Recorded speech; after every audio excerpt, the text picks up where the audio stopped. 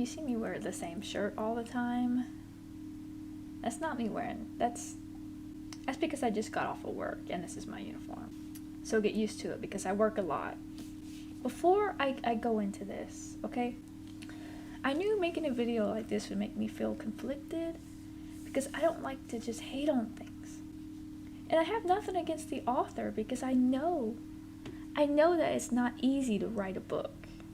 If it was, everyone would do it. Everyone has that dream. And I'm glad that she was able to fulfill her dream and actually write one, okay? And the writing was great. Like, the writing itself, like, okay, she can do the basic thing of writing a book. And it's just a shame because, you know, I really looked forward to this. And look how beautiful it was. I got this in one of the book boxes again. And the cover, look how shiny. You see? And I knew. I with its sprayed edges. Get this. And its custom, you know, artwork and all that. It's beautiful. And I really wanted to like it. There hasn't been a good fantasy book in a while. And every time I get it, I feel like, is this going to be one of those, you know, big adventure books? Is this going to be for me? But I just knew. And the more I read, like, the more I had to convince myself not to put it down and just to keep going. And I need to stop doing that, okay? I have to just really not make myself read things that I'm not enjoying. The catch about this is that it was labeled as an adult fantasy. So I think that's what got everyone excited, was because it's a little bit more edgier than your typical YA. But it reads exactly like YA, except it's a bit more edgier. Or it tries to be. And it deals with angsty topics like alcohol abuse. I mean, it doesn't let you forget that one. You know, there's self-harm.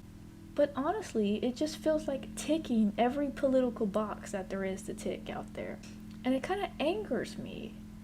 You know, it's like, because it's basically artwork, but there's a point in time when eventually you stop doing what you like and you start doing what sells, and then you forget, you don't feel as good because you're not doing what you like, you're just doing it to sell it. Does that make sense?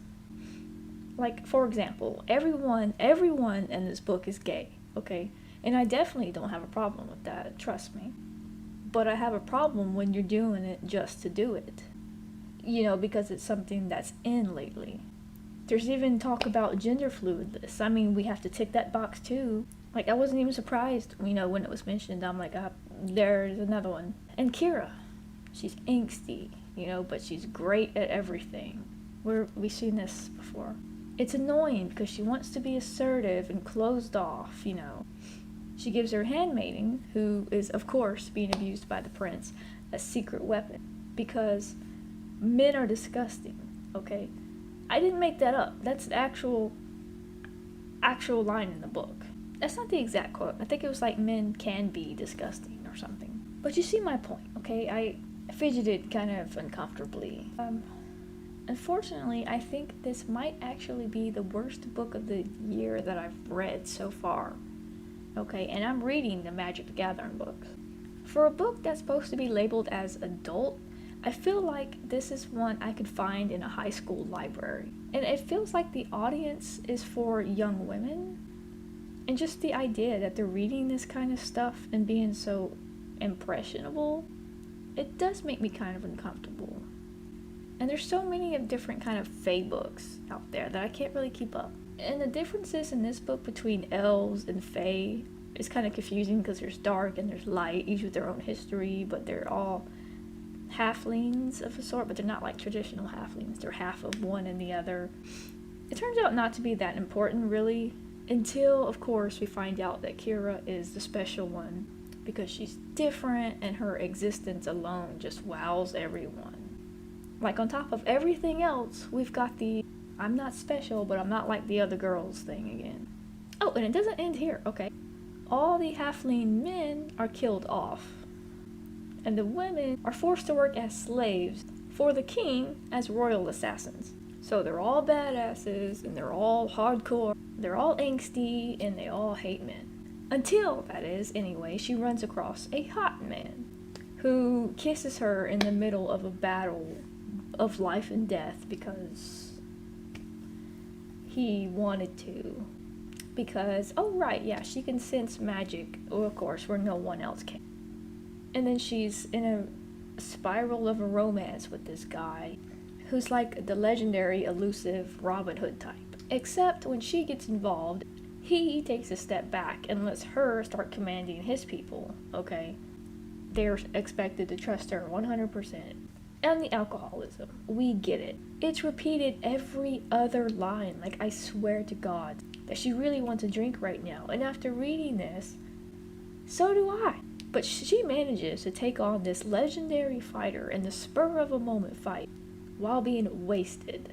And he has magic, yeah, but the only time he ever uses it is just for him and Kira to have a little, like, moment so that she can reveal that she can feel the connection. Even though she's not supposed to, just so Riven can go, oh, well, she's special. And I don't know if, like, the whole sex or smut was talked about as a, like, bait for this book. I don't really care about that.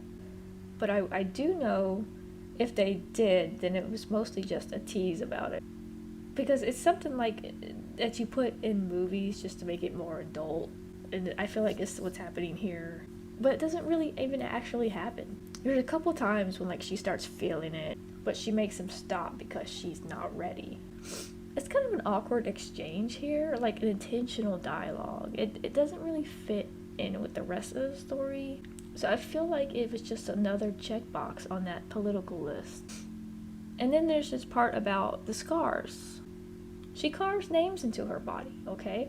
And while the idea is there, and I understand it, what we're going for, just the way that it is done is almost unhealthy in a way that it feels kind of romanticized.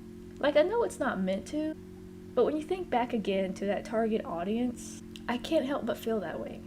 And because so much of an inconvenience to her, that she can't even wear dresses or show any skin. So she doesn't let people get physically close to her. Like, okay, but you knew this was going to be a thing before you started doing that. Just all the situations that could come up that would make that difficult. Like, for instance, you need to blend in with a disguise or something, which they do. And you can't wear dresses because, you know, like, why not just keep a journal instead? Because now it just feels like if somebody sees that, it gives them, it looks like you just want attention, like, for pity, if anybody does happen to see it. Oh, she's all supposed to be all about, you know, being badass and just angsty and almost like nothing else, right? But we just had to have a ball scene where she wears the most amazing dress and captures everyone's attention as soon as she walks through the door.